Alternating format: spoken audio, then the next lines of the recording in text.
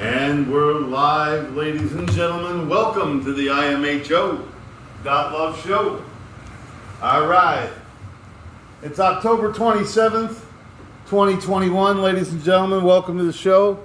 I'm Lou Angelwolf. This is Mike Murburg. And this is the imho.love show. In my humble opinion, .love, because everything ends in love, even this show. Mike, you're muzzled. Yes. Did you get a positive rabies test? No, I'm just smiling so much I don't want anybody to see it. We're now declaring the end of the masked kingdom. The end of the masked kingdom. All right, I'm all for it. Yeah. We saw, and the reason I'm wearing this, Lou, you tell a story better than I do.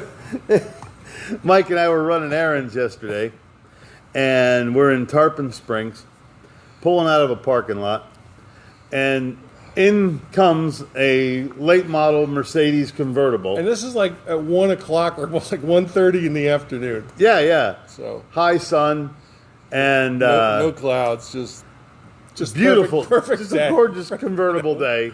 You know. And here pull these two retirees in the open car. Open Mercedes convertible. Open Mercedes convertible. Okay, right. Each of them muzzled up.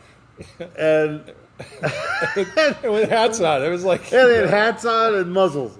They were having a great time. Yeah, there was no room in that car for air. And I looked at him and I went, oh. But Mike looked at him and gave him an open laugh. The poor guy saw us laugh at him. The art of the open laugh. I mean, for adults, it's kind of like mooning was when you were 8 or 9 years old, you know? God. Oh, how can you handle it? Dude. Like that, man? Well, it just goes to show you the depth of the media. I mean, if you watch TV, I mean, they scare these old people to death, man. You know? And hey, I'm not one of these guys that says it's a fake virus or whatever. It's not. It's a real thing. I mean, it's a real thing because the Chinese invented it just like so much, and they made it just like so much. And of the Fauci knew crap they were doing we get in this country. Yeah. Even the viruses are fucked up. Even our viruses are made in China, and 2 weeks late. But yeah, so. But the reality of it is, 99% of us are going to be 99% fine, 99% of the time. So Mike and I don't see the risk. And it would be poetic if either one of us went down with it. But whatever. Well, I mean, that'd be twice for me. Twice for you? Yeah. I've had enough, and I've been, healthy as a horse, except for, the myocarditis that came along with the disease. But, But hey, it's going to be part of our generation. The effects of COVID on everybody, especially males, because we're more susceptible to heart illnesses, and this seems to be attacking hearts. So I mean, more so with the younger, or less so with the younger generation. But well, so we're declaring an end to it. This is just idiocy. Yeah, you got to stay on your vitamins. You got to stay on your. And just don't gather inside with people in closed rooms with no ventilation. Yeah. How about that one for starters? Open Mercedes convertibles with the top down. I think you're pretty safe. Exactly the opposite. Talk about paranoid. But anyway, so that was yesterday. Today's October 27th. We're going into the weekend of Halloween. And another one of those things that constantly makes me shake my head. A lot of people celebrate this. And I was talking to Suzette about this the other day. And what she says was telling me, as far as like looking back into past life regressions and those kind of things, that the veil this time of year is thinner for easier access to the other side. Well, it's good to know. We make the other side, but in a different direction. Right. So we take the long way around. If it happens out here, that's a good thing. I'm looking forward to the next CE5. Well, the next CE5 is going to be a romper. I can already feel it, and I guess if that's your goal, if you are reaching back or across or to or whatever, that's a good time to take advantage of the celestial positioning. Okay? But there's so much more to it, and it's really interesting. I've never been into Halloween. I've never been into it. I mean, when I was a kid, I suppose when I was little. Yeah, can you imagine today you going out on Halloween as a kid and they go like, "What are you?" And you say, "I'm a starseed," and then they handcuff you and burn you somewhere. Well, the burning children is an old thing. Yeah. That's real hack. Yeah, that comes part of the Halloween gig, though. But most people don't know it. They just think, orange and black, having a good time wearing costumes. And underneath this all, there's a terrible pagan ritual of killing children and calling for their ransom. Yes. I mean, but people just don't know that. Well, but like everything, it gets watered down. Right. It gets happy. It gets cartoonish things attached to it, so it becomes innocentized through the media manipulation. This I don't know if you know. I know you're quite the linguist, Mike. The word Germany, originally was the name for a Celtic tribe of Druids. And it's now the name of a country, Germany. Yeah. But the Druids... Yeah, make Vercingetorix roll in his grave. That's an obtuse joke if anybody gets I didn't get it. It went right by me. Okay. As hip as I am. But the Druids were responsible for a lot of this neo-pagan, post-pagan, paleo-pagan worship. It's basically based in a sun worship. Okay, really, that's what it was all about. They worshipped the sun. They worshipped a static element and gave it all these celestial powers. Yeah. Even though it does have some. But here, I talked about this guy all the time on the show, Lou White. This thing's got to be 15, 20 years old now. It's called Fossilized Customs, and he goes into all this. He was subversive before the internet was even around. I've been reading this guy for 35 years. Yeah, about that, 35 years. And, I'll give you some organic stuff that you're not going to hear on the nightly news. Okay. All right. The two Celtic words, hallowed eve, came from All Hallows Evening, which now we call Halloween. That is now even more popular than Easter, and it rivals Christmas. The roots of this festival come to us from a Druid demon worship. Witches were said to fly brooms over the crops to teach them how to grow. It was a fertility myth. When the first Roman Catholic missionaries encountered these Druids, they met stubborn resistance because the inhabitants of Angelwolf, Sweden, Nederland, and northern Germany, Finland, and Ireland were very nationalistic.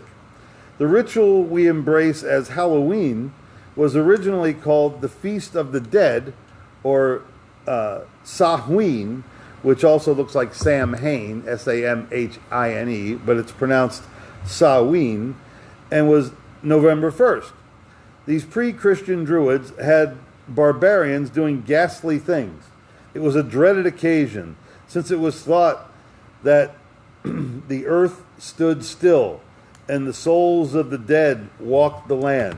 Gifts, especially food, were left outside for the roaming ghosts, hence the trick-or-treat, with the hope that no harm would come to their household. The Druids chose certain children to be burned alive in bonfires, or also the word bonfire these days, as an offering to the sun.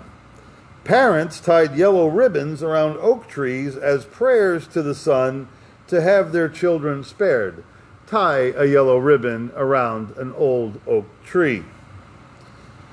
The far leftover, the fat left over from the child was fashioned into a candle and placed into a carved out pumpkin or a hollowed out vegetable of a round shape. The victim was called Jack of the Lantern. Prisoners and unlike people were burned in wicker cages shaped in the form of animals and hung from trees. All of this was ultimately to pay homage to the sun, Odin or Woden, and as you know, the Druid deity gives us this name for the fourth day of the week, Woden's Day, or as we've come to know as Wednesday. So, I'm not picking on you, man. I'm not picking on you. If you think this is fun, then you think it's fun. If you're looking for the thinner veil to look through the thinner veil. But what I'm telling you is, if it seems a little eerie, if it seems a little odd, it's because it is. And it's not, and here's the other thing. On the show, we try to point people towards higher levels of frequency, higher levels of function, higher levels of understanding, forgiveness, joy, serenity, peace. And this whole festival, this is all very low vibration stuff. This is earth to human, to death, to sacrifice, to superstition. It's all that low energy, negative energy stuff being propagated and disguised as fun and profit. Yeah, remember too, in this country, we used to burn witches. We burned witches. And they weren't even witches. They were like people that people didn't like. Yeah. What's changed? Not much. There you go. Hey, you know what's a spooky fact? I grew up around Sleepy Hollow. You grew up around Sleepy Hollow? Yeah, Sleepy Hollow. That's in New York, right? Well, yeah, Sleepy Hollow is an imaginary place that Washington Irving wrote about from his side of the Hudson, which was on the east side. And he wrote about Sleepy Hollow on the west side. And I grew up within about 2.5 miles of Headless Horseman Bridge. Really? Yeah, it was really amazing. I was always spooked by that Headless Horseman. Well, yeah, it's quite a tale. It is. But and Washington, yeah. So is Washington Irving, man. You talk about some guy who's just like tripping on mushrooms. I mean, he's like the first American. But his stuff is worth reading. But when this time of year would come around, late October. Yeah. And then you'd have the Canadian fronts come in, and you'd have a full moon come up, and there is a swamp there. There's a swamp. There were swamp maples, silver maples, red maples. It's a hardwood swamp, so it's very unusual. There's some oak in there, but so when the leaves come off the trees, you see only the branches of the trees around, the full moon out, and there's nothing in that swamp for there used to be nothing for a couple miles in each direction, and 4 or 5 miles north and south. It was a spooky place. It still is. Yeah, it still is, and it's within 2 miles of where Washington's camp was, and where Major Andre was imprisoned and hanged. Wow. So, yeah, you talk about a spooky place, man. Yeah, that's a lot of death and destruction there. Yeah, really, really spooky spot. Well, out of death and destruction. Okay, this is a bad joke. Bad joke of the night. Go ahead. Okay. I got a good joke after you're done. Okay, good. What's Irish and dances around fires with druids and eats only meat? I don't know. I'm sorry. Paleo-pagan. Paleo-pagan. Nice, because you just wrote that. Yeah. Paleo-pagan. Nice. Good week for Irish. And I heard a funny joke.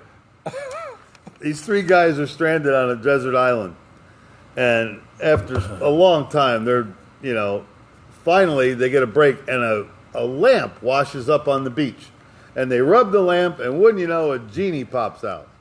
And the genie goes, "Wow, look at you guys here, man. Yeah, you all deserve a wish."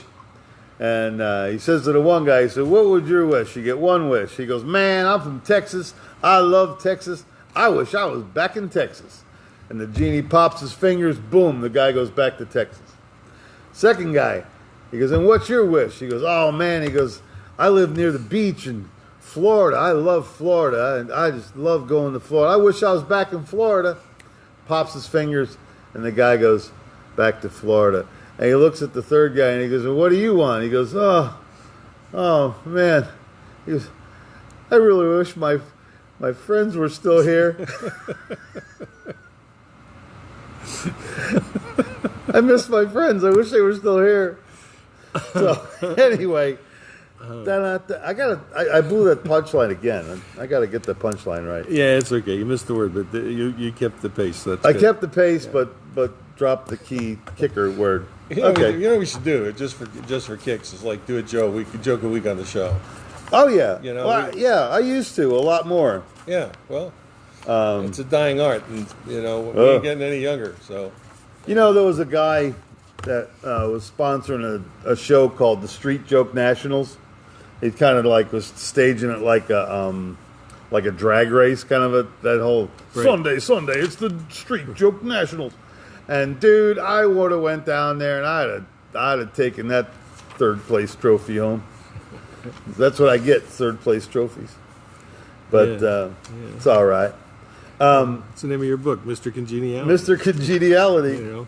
There I was, helping some guy else up on the stage. Hey, you too, come on.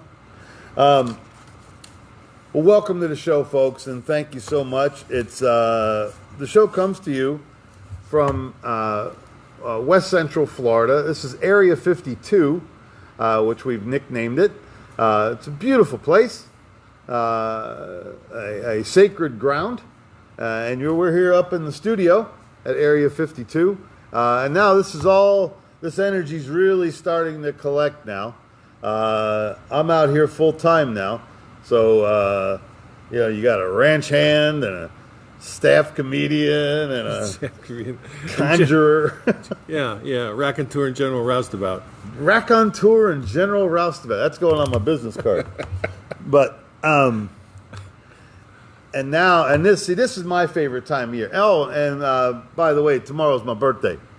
But don't worry, I don't do much about it. Mike took me out for Chinese prior. I'm good. I don't need anything. I have everything I need in life. Like I said this morning, the man who knows he has enough is rich. Doesn't matter how much he has. If he has enough, he's rich. Yeah, man. I mean, I don't have a whole lot of digits in the bank, but I'm a wealthy man. And if you're after money, man, good luck. That ain't gonna make you happy. It ain't gonna make you anything other than miserable eventually. Well, the pursuit. I think what it is, Mike, because I know guys that have a little bit of money and they're very happy, and I do know some people that have a lot of money and they're very happy. Well, yeah. Okay.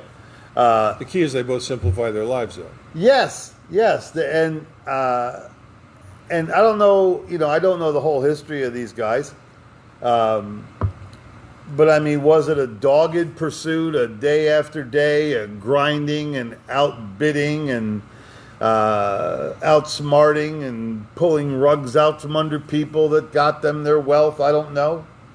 And then they quit and they resigned. But I don't really think that's, of the people I know, that it was much like that. Their success was the mark of their honest hard work. And I like to think that anyway. I mean, if it's a different story, consider me fooled. But money's wonderful. It can do a lot of good things. It can help a lot of people. It makes a lot of people content. But I can also tell you, it's not the answer. It's not the fulfilling thing that it is, because even if you had as much as you wanted for as long as you wanted, eventually that would become commonplace, and you would still have that thing you were seeking for unfulfilled. Yeah. So, some of the happiest people I know have absolutely next to nothing. I saw the other day, I'm going through Newport Richie, no place really if you're local. Yeah, and you're still admitting to it, but that's okay. Yeah, I was just driving through. I've escaped. I'm out here at Area 52. I've upgraded my address. And I saw 3 homeless dudes standing around, and one of them had a knee scooter, and I don't really know why he had a knee scooter. He either absconded with it or needed it, or I don't know where you get them. A thrift store? Oh, where do you get a knee scooter? Well, they're still relatively new, so you never know. Yeah, you never know.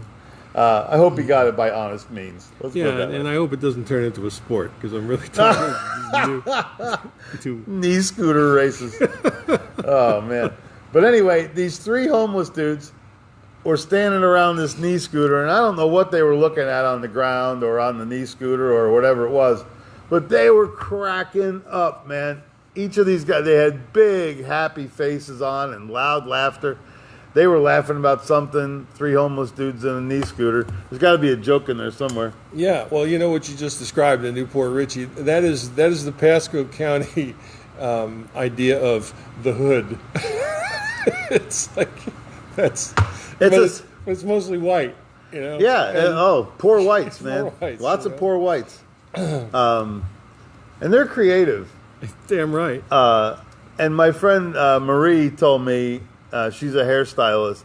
She said she's getting requests for mullet cuts again. Oh, really? Yeah, mullets are starting to make the comeback. Remember the business up front, party out back? Yeah. Or the 7, they used to call them? No, I didn't see the 7, but man, yeah. And I got to admit, okay, I had a mullet in the late 70s. I had a mullet, all right? I'll own it. But I got to tell you, I loved it. Really? It was a real, I mean, for what was hip at the time, whatever that was. Yeah. You know. Why do they call it a mullet, though? It's like, hey, let's invent a haircut. What are we going to call it? I don't know. Mullets. Mullet. I don't know where that part came from. Yeah, that's a Google question. Yeah, sure. Where did the word mullet come from? Mullet haircuts, you know. But I got to admit, having short hair on top and then long hair in the back, I mean, it was easy to take care of. I mean, you could grease it up and comb it back and put your hair in a ponytail, and it looked pretty cool. Or if you were just wearing your down mullet. But there was a guy named Mike Z who owned the Rock and Roll Club down there on 19. Oh, no, not Mr. T's. No, Gasoline Alley. Okay. You remember Gasoline Alley? Vaguely. Just over the little bridge next to A&N Pork Store? Yeah. Okay. Well, anyway, and you can donate blood there now. It's now a plasma center. Oh, they just used to take my money. Well, Gasoline Alley, lots of rock and roll bands. Stranger played there 100 times, and all the bands that it was famous. The Fanatics, all those incredible bands that the Bay Area had back then. But Mike he was deemed the king mullet. His mullet was so impressive. He had a nice and he had thick Italian hair. He had thick, curly hair. And he had this curly, short mullet on top. But his mullet, and I'm going to use the word loosely, cascaded down his back into this beautiful cascading mullet. And I got to admit, I watched him ride his motorcycle down the highway with his mullet flapping in the breeze and that big long ponytail flying behind him. He looked like a movie star. He really did. And that was the best part about a mullet, is you could take your helmet off, go like this, and you were good. Yeah. You didn't have to unsnarl things till you got home. Yeah. So that's the mullets are on the rise, folks. I'm telling you, this is the end of the world. I was going to say that. Shit. But, yeah, and as far as the rest of the world goes, I mean, gas is up pretty high down here for Florida. It's $3.30 a gallon. Hey, Mike, where did that... You're very well versed in tax tables and whatnot. Mm-hmm. Where did that 9/10 of a cent bullshit come from when they were pricing gasoline? Do you know? I don't know. To probably keep them out of that one literal 1% more tax bracket. 1% more tax. Yeah, over time that all adds up. With gasoline, it just keeps on going and going and going and going and going. So we expect more of it if you're in a Democratic stronghold. Yeah, probably. Good luck. Now you're paying for your mistakes. So. Now we're gonna date ourselves a little bit here. What is the cheapest pump price you remember in your life? 43.5. 43. That's what you bought. Yeah. You bought. Okay. Yeah. All right. I'm not gonna one up you. No. Just by a little bit. Okay. When I first started driving, it was 39.9 cents per gallon. That was in Florida. Right, yeah, it's a matter of excise. It's all the same price. It's just who's going to gouge you more on your state taxes. But the cheapest I remember gasoline, and I was a geeky kid. I paid attention to this kind of. I can name classic cars from the 30s, 40s, 50s, and 60s, and I'm in the 97, 98 percentile of make, model, engine size, all that shit. I can really pick them out. And I paid attention to automotive things because my dad was in the car business, and that was the one thing that my dad and I bonded on. He knew all the cars too, and I could tell by taillights what year it was, like the difference between a 55 and a 56 Chevy. You know, they have different taillights, and then 57, of course, was completely different. But those little things, those automotive things, and because they had a car lot, they needed gas. They always needed cans of gas. Cars running out of gas. Car lots need gas cans. And I think I was 7 or 8 years old. I would work on Saturday at my dad's car lot, and he would let me take the steel 2.5 gallon gas can over to the gas station that was about 3/4 of a block away. And I remember gas at 15.9 cents per gallon. The cheapest highway gas that you could get. That was right on Route 9 in Toms River, New Jersey. Mm-hmm. 15.9, and that was during a gas war. And then we left New Jersey in 1969. So it makes it sound a lot longer ago if you add that 100 in there. 1969. And gas was 19.9 cents per gallon. And then we got to Florida, and it stayed there for a very, very long time. And then we went through 74, which we had the gas shortage and gas lines and odd even days and gas rationing. Oh, it was all a crock of shit. But what it did eventually was get gas prices up. Mm-hmm. Okay? And they do it to us now. And by the way, they just do it now. They just do it on Monday. So if you need gas, get it Sunday. Because Monday, the gas prices shoot up. Yep. It's almost like clockwork. And I'm also amazed at how consistent the gas station prices are all across. It's $3.29, $3.29, $3.29, $3.29, $3.29, all the way up and down the strip. And then after they sit there for a week or so, and people aren't used to the new price, they'll drop it down a couple cents to get people to go, oh, it's $3.27 over there, $3.29, $3.25, $3.23. The cheapest I've seen it again was $3.22.9, which is $3.22. So it's actually 10 times more than it was when I started driving 48 years ago, whatever long ago. And that's when it was so funny. Then I was there for the advent of catalytic converters.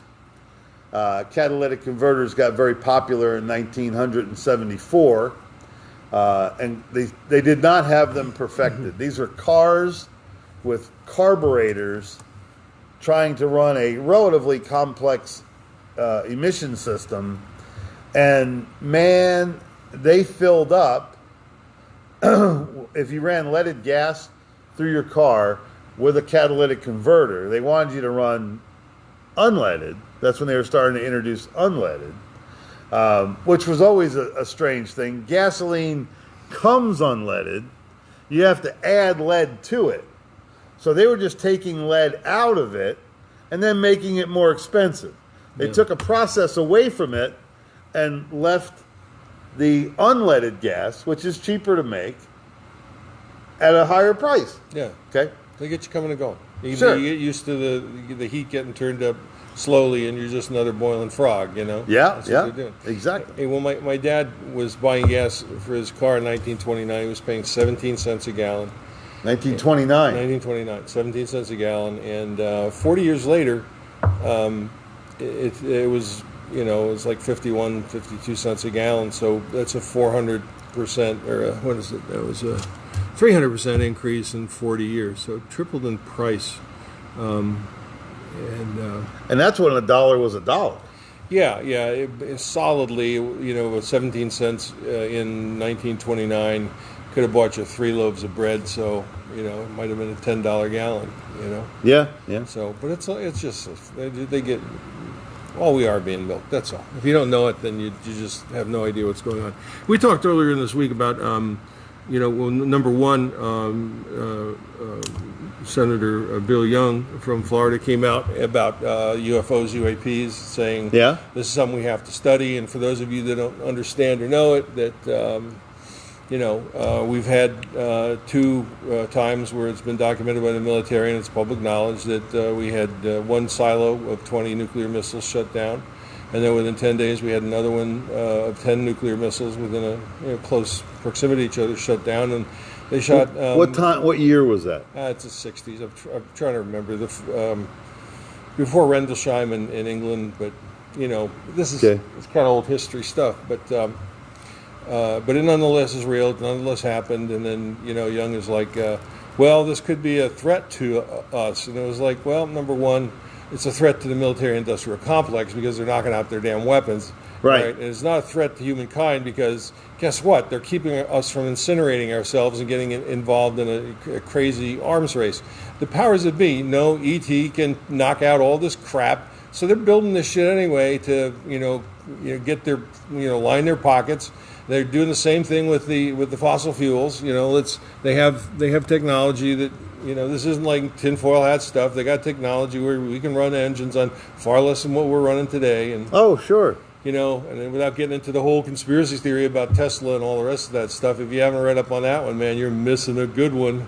Yeah, there's just pick up a rock or two, and underneath that rock is there's so much mind-blowing stuff out there. And we don't, you know, Mike and I don't, just because it's subversive, we don't necessarily believe it, but we throw it on the table because, you know, and as you learn to decipher information, you find who has the most to gain from the dispensation of this information. And if it's directly linked to some oil company or some computer company or some hedge fund or some then there's that really makes the search easier. And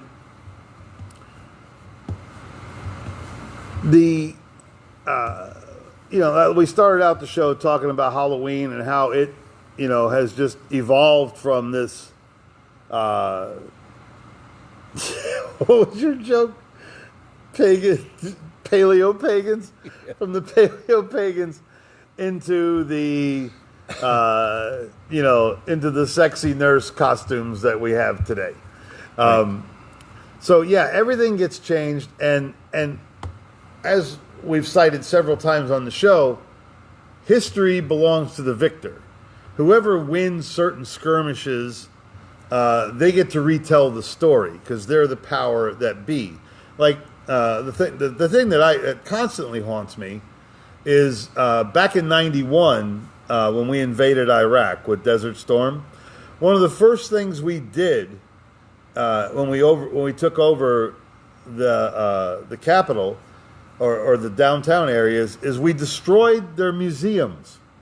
We destroyed their historical record. Yeah, we let them get sacked.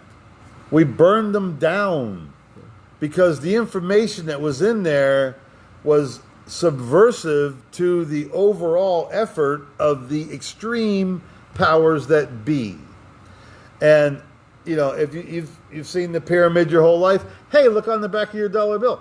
And as you get up towards the top, and if you look at the dollar bill on the back of an American dollar, you'll see that it's an unfinished capstone with the eye getting ready to settle on the capstone. And what is that eye? It's the all-seeing eye of whatever. They say it's God. I personally don't use that term, G-O-D. Yeah. Again, a bending. That's a derivative of the word God, or Got, Right. G-O-T-T, which was a Teutonic deity, but a much lesser one. But the reason they did it was because that was the translational language at that time. So they wanted the people that were reading it to be acquainted and comfortable with that phraseology. Yeah, for most of the people, they had vocabulary of like 600 words. Yeah. So you wanted to keep it simple at the time. Right. So G-O-T-T got anglicized to G-O-D, okay, even though it was actually Yah or Yahweh when it came over from Paleo-Hebrew. That's what's Jewish and lies around. eating falafel. What's Jewish? What's old Jewish and lies around on a fortune does nothing. Paleo. Anyway. Sorry. That's okay. That's okay. So all of these changes and all these evolutions and of linguistic recognition and all that, really what they're all trying to describe is the indescribable thing. The indescribable thing is the life force. It's the life energy. It's source. It's the Tao, man. It's the Tao. There you go. You don't have to be afraid to say it. It's the Tao. No, I'm never afraid to say it. Yeah. It is the Tao that we are all living in and under, whether you know it or not.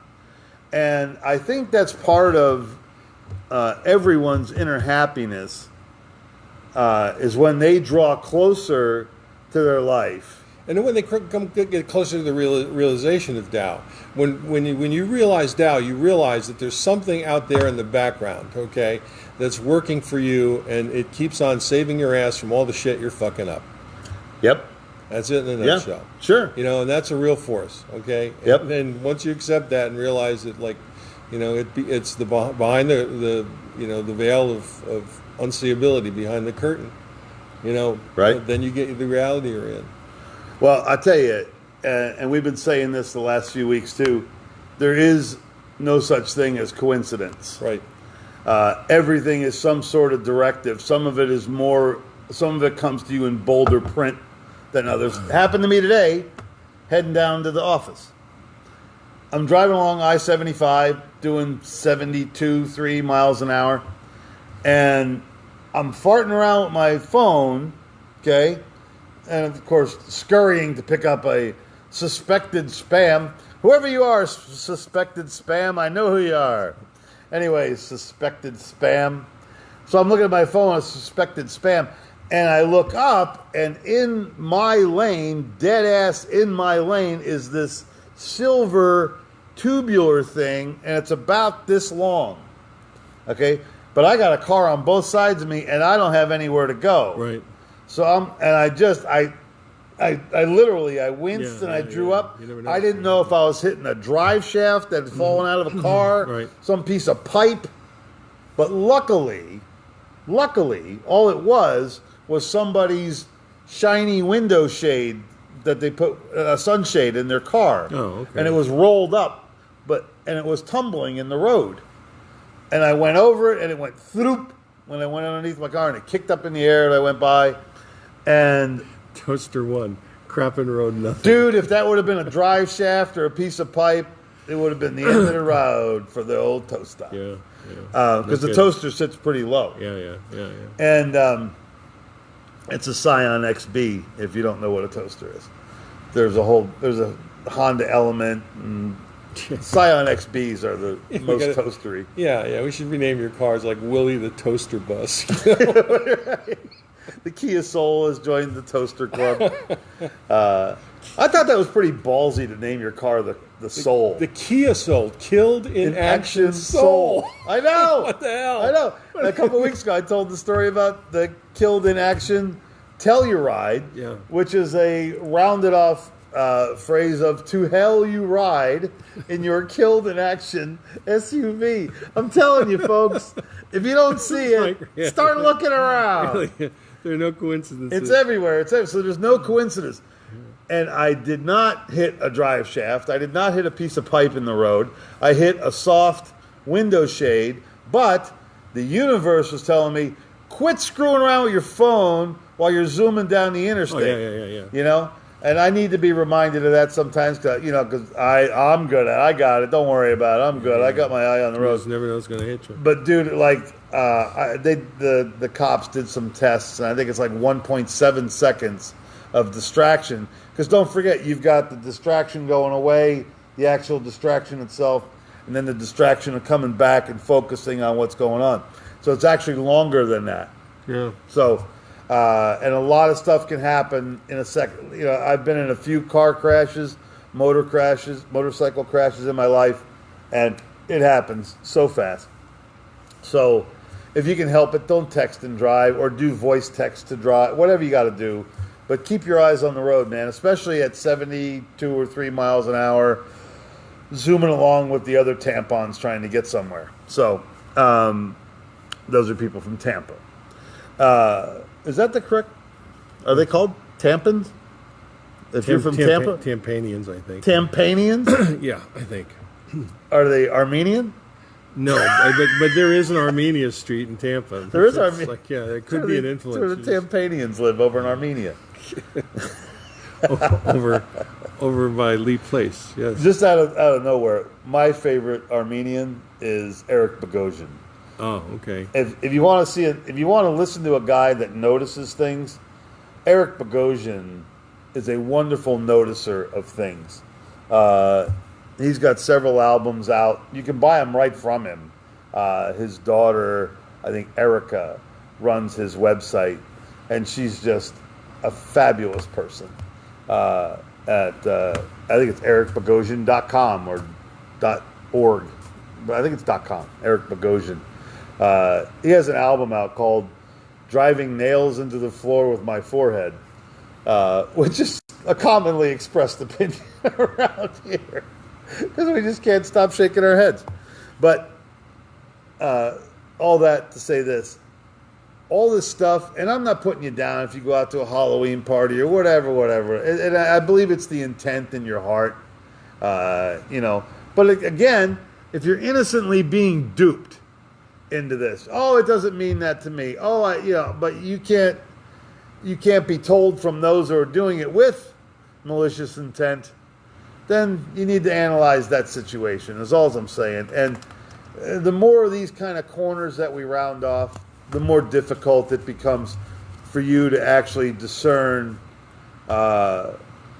information in a frank way. Because a lot of there's so many tripwires set already that are going to trip you up and make you stagger, and you'll stop looking for the truth because you're dizzy and off balance. Yeah. Well, I just did some math. You did? Yeah, Okay. 1.7 seconds, You know how many feet you go at 60 miles an hour? You know how many feet you travel in a second? At 1.7 seconds? No, in 1 second. Yeah, in 1 second. How many feet per second is 60 miles an hour? I don't know. It's 88 feet. 88 feet? Yeah. Holy shit. Yeah, so that's far. So if you're going 60 miles, just 60, and you're off for 1 second, you've covered 88 feet between you and the target without even knowing it. Wow. Yeah, and 1.7 seconds, just double that. You've lost out about 160 feet. Yeah, no shit. That's why you that's why you got to pay attention on the road. See, there's no coinky dinks like my aunt used to say. They're if the math works out, man, you got to go with it. Wow, I had no idea it was that fast. Yeah. Man, oh man. 88 feet times 2, 160 feet. Wow. Yeah. Holy shit. Yeah. And you know what it is? Okay. And here's the rub on that, okay? They go, don't text and drive. It's against the law. Right. Put your phone down. But you drive past the cop, he's sitting there on his computer like this. Right. With a great big text screen. Right, and he's just watching porn. That would be distracting. I like it when they do that. Just it's like, sorry, yeah, in the courtroom. Yeah, I got to go 95 in a 30-mile-an-hour zone. Yeah, well, were you paying attention to the gun? No, I was watching porn. So I really don't know. And the pizza just got there. I knew it was going to get good. Exactly. Wow. Yeah, and so for the fact that cops look away all the time, and then for them to ticket you for doing the same thing right. is a double standard. But here's something else you may not know, and I happen to know this personally because I know the guy that invented it. While you're sitting at a stoplight, most of the sheriff's cars, a lot of city cars, state troopers, any of those police official vehicles, they have a scanner in the front of their car, okay, that through their grill or through the glass, I don't know wherever they mount it, sometimes up front in the turn signals, I don't know. But I know the guy that designed it, and he designed it anywhere, they can mount it almost anywhere they wanted. And it scans all the license plates that it can see in traffic. And if you've seen your Florida license plate and it's got that little ribbon thing down the middle, what that is, that's to focus the eye on that visual tracking. It's for the tolls as well. Well, they took this and they mobilized that tracking and they put it in the vehicle. So if you're sitting there and your tag's expired, that'll throw up a little flag. Hey, that tag's expired up there in that brown Nova. But this guy, it fans out over here. Oh, and this guy over here, he's got a warrant out. Okay? So consequently, this surveillance that we're under is a lot more intense than you may even anticipate.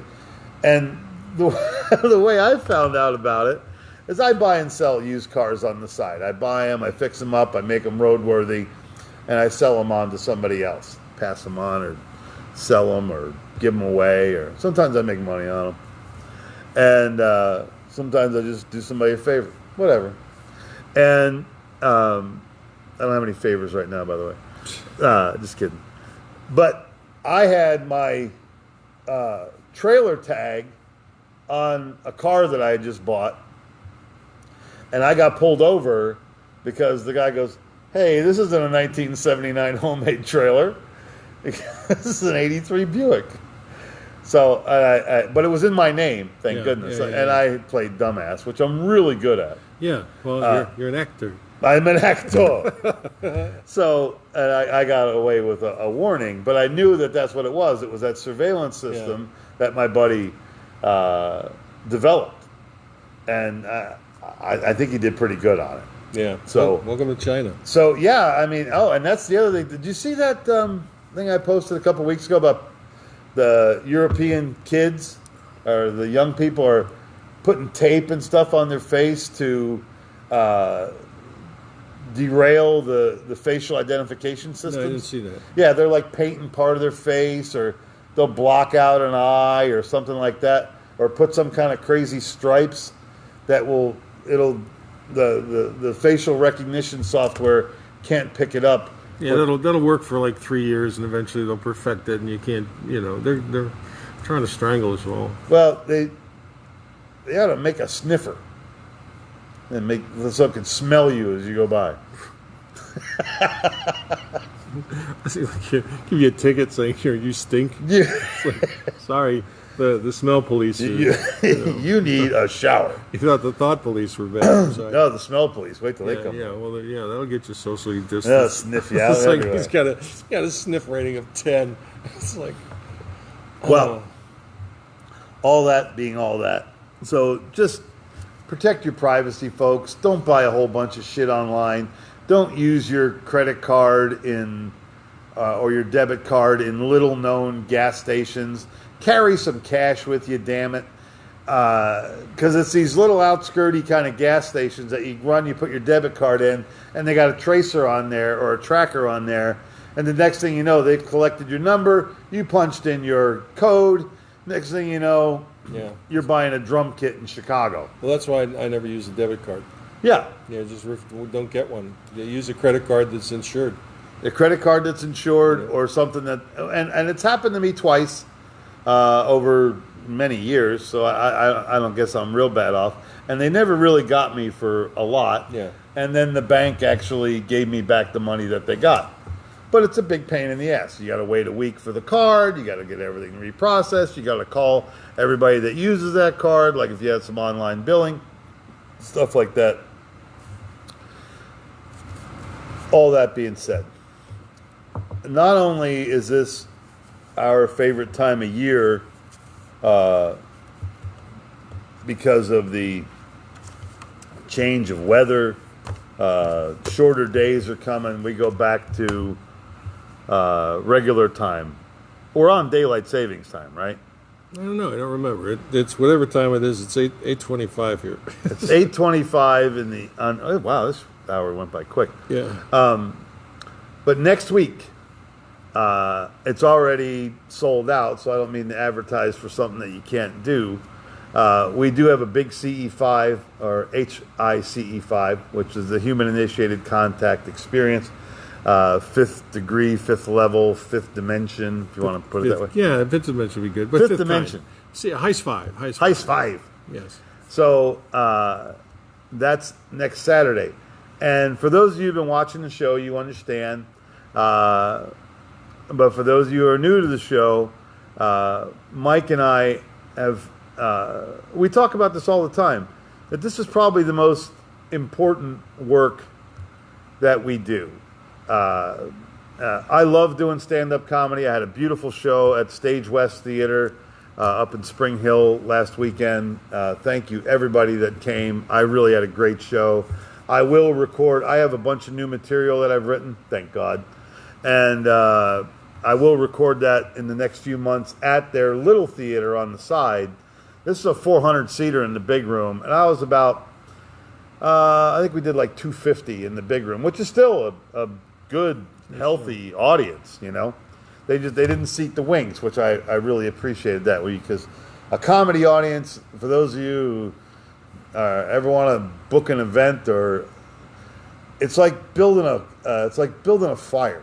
You have to put the coals in the middle, and then the laughter will expand out of that. But if you let everybody head to the corners instead of the laughter, it's harder for it to become harmonious. Yeah, well, they can't take social cues from people they can't see.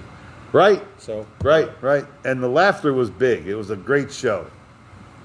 But the thing that I find an accelerated urgency within my own soul is the HICE 5 sessions that we have out here. It's every month. With a new moon, we gather, we build a fire, we have meditations, we have invocations, we are joined by like-minded, peaceful people. Some of the energy that flows through these groups is just, it's as harmonious, man. It's like, it's like we're all puppies gathered around, a warm bed. It's really kind of amazing. The innocence and the just the basic beauty of the people that show up. And we're all looking for the same thing. We all realize that we are all part of one incredible spiritual mass. And as you've sifted through all these things in your spiritual mass seeking, we found the more you ascend, okay, and that's why I was scoffing on Halloween, because it's all a lower vibration stuff. You can ascend way past Halloween and all that shit. You don't have to pay any attention to it at all. It's not even for you. It's like Spirit 101. I mean, if you're trying to recognize something, I guess it works for that. But you're not going to get, there's so much more available to you is what I'm telling you. So by the time we hit the vortex of our meditation and we start heading out into the subtle realm as a group, as a collective energy within our meditation powers, now you're really onto something. Now you're really doing something. Now you are joining with a wonderful group of people, making yourself vulnerable. You're showing your belly to the higher intelligence that runs this whole thing, with a teachable spirit, with empty hands, with an open heart, with an open mind, with the ability to receive, with the ability to be kind, and those kind of energies. That's what the world needs more of. If you're not from Central Florida, or we have 471 members now, Mike. Yeah, 471. I hope they all ever show up on the same day. No. But if you want to learn how to do this, I mean, Mike has protocols that he'll happily send you. Also, there's a free download book called A CE5 Handbook by Celia Hatch. It's called A CE5 Handbook by Celia Hatch. And you can look that up. It's a free download. You can get it on Amazon too. So. And it's also available on Amazon. Boo, but And you can get a static copy, huh? Yeah, you can get a paper copy from them. And so there's ways you can start your own. And just know that, this particular thing, this radio show, all these other things, this is all, it's not a non-profit. It's a, it's a no profit. It's a no profit. It's profit is not us. No profit was ever intended. We do this because it's part of our duty. Yep. To teach and explain the Tao in the ways that people understand. And if you haven't understood that yet, is everything we've been talking about in one way or another was the underpinnings were Tao. Yes. So this is it's not your father's Taoism. But yeah, it's a wonderful group, and if you're looking for people that are spiritually minded, this is like the spiritual minded portal. People who come out here and get involved with this, who stay more than just to see the flying saucers or have the experience of seeing a UFO. I mean, it's much deeper than that. It's far deeper than that, and it's deep to the point where we're trying to create a spiritual evolution so that we can get out of this mess that is a three-dimensional, time-warped world, and that keeps us here.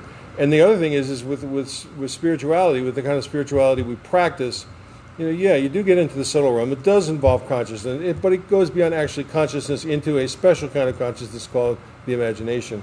And the imagination is real. We know it. We go into the imagination with what we want. We send out our intentions, and then we go through these different zones, we call it whatever you wish, and then come back to where we are, and then what we ask for shows up. It really is amazing. We're talking about physical things that are on tape. A lot of activity last month, and then and people, people come here. It's the people, man. You find each other, if you've come through the portal as opposed to show up through somebody else and they drag you in here, it's a whole nother story. You got to come. It's kind of like Christian, you got to come willingly to the altar in order to to do it, to do it right. So. And that's what it is here. You have a preparation that we do. It's no big deal. It's really easy to learn. I mean, anybody can do it. I mean, and you don't have to pay any money. This is not a Stephen Greer organization. You got to pay $4,000 or $5,000 to show up to freeze your ass out in Joshua Tree and hopefully see something that's not a man-made craft or what are those things? Flashlight on a hill. With that too, but little helicopters. Oh, the drones? The drones. Yeah, screw that. We don't need that stuff. No. They're here. Our stuff happens very organically. And we have a really, really high percentage rate of sightings. You know? When was the last time we didn't have a sighting? It was last year sometime. Yeah. Yeah. We had a blank night. It's been a year and a half. Yeah, let's say in the last 4 years, how many nights did we have no sightings? Maybe 3. Yeah, maybe 3, maybe fewer than that. Yeah. So I mean, they exist, and that's only within the visible range of light. Right. If we just started experimenting into ultraviolet, those kind of lights, and they pick up like all kinds of other stuff that's here, intelligent stuff that's no way explainable. And then, and I think this month we're going to even have more new equipment. Now, I really didn't care about this new equipment stuff because the spiritual experience you get from meditation and then refining yourself to the point where you're ready to make contact, and you're such like a cool person that they understand that and they want to say, hey dude, hey gal, you're doing this right, and we love you for it, and we're showing up for you, and keep it up, and we'll send our friends later. Just chill. Yeah, exactly. So. And it really is like this intergalactic hangout. It's really very cool. It is. It's a place that's safe for human beings and non-human intelligences, UFOs and ETs alike. Wow. And yes, we have had them here in person, up close and personal. Yep. So yeah, they do exist. So. Well, ladies and gentlemen, thank you for listening to the imho.love show. I'm Lou Angelwolf. That's Mike Murburg. Show's on Facebook Live most Wednesday nights at 7:30. It's also shared on YouTube, BitChute, Podbean. What's the other one? I can't. Kathy McGuire does all that stuff for us, and we're very thankful for you, Kathy. And brought to you by DisabilityAttorney.net. And DisabilityAttorney.net. We need the write-off, so we got to sponsor, at least mention it. Yeah. So we got a couple of things to write off. Yeah. That's about it. We do, but you got to pitch it in order to write it off. So true. That who really sponsors this show is DisabilityAttorney.net. That's Mike, Social Security disability, any kind, and he's helped so many friends of mine already, and this guy's a blessing to meet. He really is. Well, thank you. Yeah. So if you hear the call, go on to DisabilityAttorney.net. Give me a Google review, but not for the last 2 jokes that I told. Hit me a 5-star. It keeps me in business so I can continue to underwrite the ranch in the show. So thank you very much. There you go. Well, ladies and gentlemen, thank you. And like, share, subscribe. This is a non-monetized show. We don't even edit it. Do whatever you want with it. Tell your friends. Have fun. Have fun with it. Absolutely. Enjoy. And thank you. And happy Halloween. Yeah. It's like, whatever that is. Yeah, screw that, man. It's just autumn. Yeah. So, hey everybody. Hi, Sue. Hi, Nanette. And Donna's there. Debbie. All right.